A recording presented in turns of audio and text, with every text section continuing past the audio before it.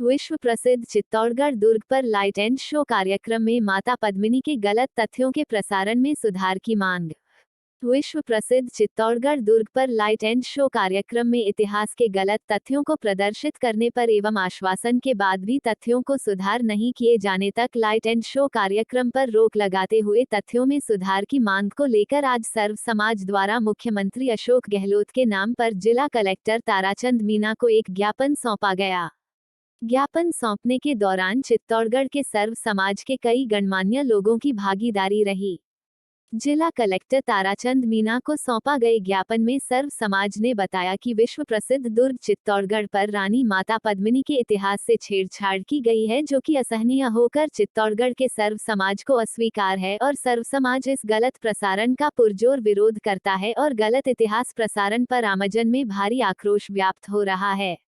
बता दें कि पहले भी चित्तौड़गढ़ दुर्ग पर लाइट एंड शो कार्यक्रम में रानी माता पद्मिनी के इतिहास को गलत प्रदर्शित किया जा रहा था और जिस पर आमजन के विरोध के बाद लाइट एंड शो कार्यक्रम पर रोक लगा दी गई थी एवं सरकार के तथ्य सुधार के आश्वासन के बाद कल पुनः 27 दिसंबर को चित्तौड़गढ़ के सांसद सीपी जोशी की उपस्थिति में लाइट एंड शो का प्रसारण चालू किया गया, किंतु जब उसमें फिर से रानी माता पद्मिनी को फिर से कांच में दिखाने के गलत तथ्य सामने आए तो लाइट एंड शो का विरोध करते हुए सांसद जोशी द्वारा कार्यक्रम को बीच में ही रुकवा दिया गया।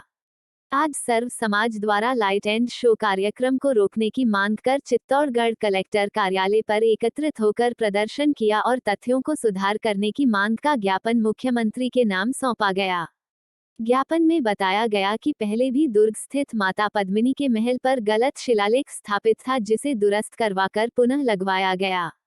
अब वापस से लाइट एंड शो में गलत तथ्यों को प्रसारित किया जा रहा है, जिससे सर्व समाज में भारी आक्रोश व्याप्त है एवं इन गलत तथ्यों को इतिहासविदों द्वारा आंकलन कराकर सही से दिखाया जावे, नहीं तो पूर्व में भी पद्मावती फिल्म के प्रसारण के विरोध में चित्तौड़गढ़ जिले के साथ राजस्थान राज्य ही नहीं अपितु पूरे देश की आम जनता रोड पर उतरी थी, वैसा ही जन आक्रोश फिर से आम जन द्वारा सड़कों पर दिखाया जाएगा।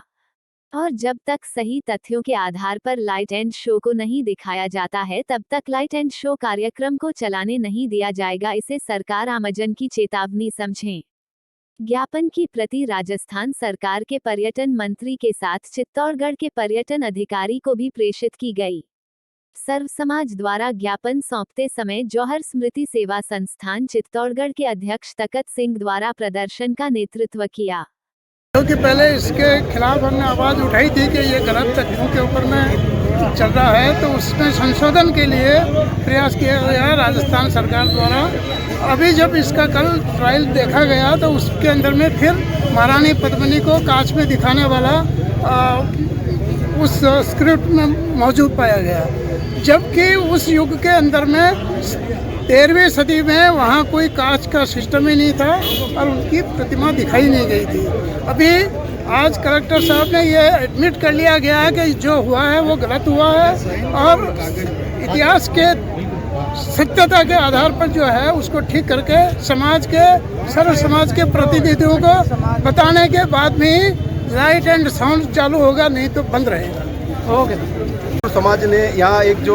किले के ऊपर जो एक ऐतिहासिक धरोहर जो है पद्मिनी महल, उसके अंदर एक प्रतिबिंब को लेके एक विवाद शुरू से चला आ रहा है। उसी को लेके पूर्व में भी यहाँ कांच फोड़ दिए गए थे और उसमें मुकदमा दर्ज हुआ था और उसमें पुरातत्व विभाग आज तक ये नहीं बता पाया वो कांच लगे कहाँ से थे। आज का रिकॉर्ड जो पुरातत्व विभाग ने आज तक भी वो क्लियर नहीं कर पाया कांच के बारे में। तो निवेदन था मेरा उसी समय जब ये जो लाइट एंड साउंड शो है उसके अंदर ये लोग जो बार बार एक गलत तथ्य पेश करके और एक पर्टिकुलर समाज को बदनाम कर रहे हैं वो गलत है। उस समय भी यही चीज़ हुई थी कि जब तक ये नया जो लाइट एंड साउंड शो जब तक सर्व समाज को दिखा के नहीं करा जब तक नहीं दिखाया जाएगा, लेकिन अभी वही पुनरावृत्ति हुई है। इसमें मांग करते हैं सर्व समाज की तरफ से दोषियों के खिलाफ जो है वो सजा दी जाए दोषियों को और भविष्य में इसकी पुनरावृत्ति नहीं हो। इसी प्रकार में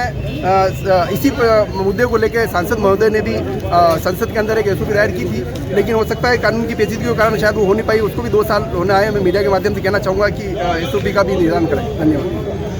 देखिए, कल जो उद्घाटन का कार्यक्रम था उस लाइट एंड साउंड के कार्यक्रम में मैं भी मौजूद था, माननीय सांसद महोदय मौजूद थे, माननीय मंत्री महोदय भी मौजूद थे और जिलाधीश महोदय और अन्य जनप्रतिनिधि लोग भी मौजूद थे। जिस तरीके से लाइट एंड साउंड का कार्यक्रम जब प्रारंभ हुआ और जैसे ही वो कथानक आया जिसमें हम सबको आपत्ति है, जो ऐतिहासिक तथ्यों को लेकर जो छेड़छाड़ उसमें की गई है, वो आते ही माननीय सांसद महोदय ने और अन्य जो जनप्रतिनिधि थे उन्होंने इसका विरोध दर्ज कराया और हाथों हाथ उस शो को वहाँ पे बंद करवाया। और जो आप कह रहे हैं कि माननीय मंत्री महोदय ने ये बयान दिया है, हालांकि मेरे को उसकी जानकारी नहीं, लेकिन मैंने प्रेस के माध्यम से उनका बयान सुना है कि उन्हें कुछ इसमें आपत्तिजनक नहीं लगा है। तो ये उनके विचार है, लेकिन मुझे ऐसा लगता है कि जिस तरह के शब्दों का प्रयोग उस पूरे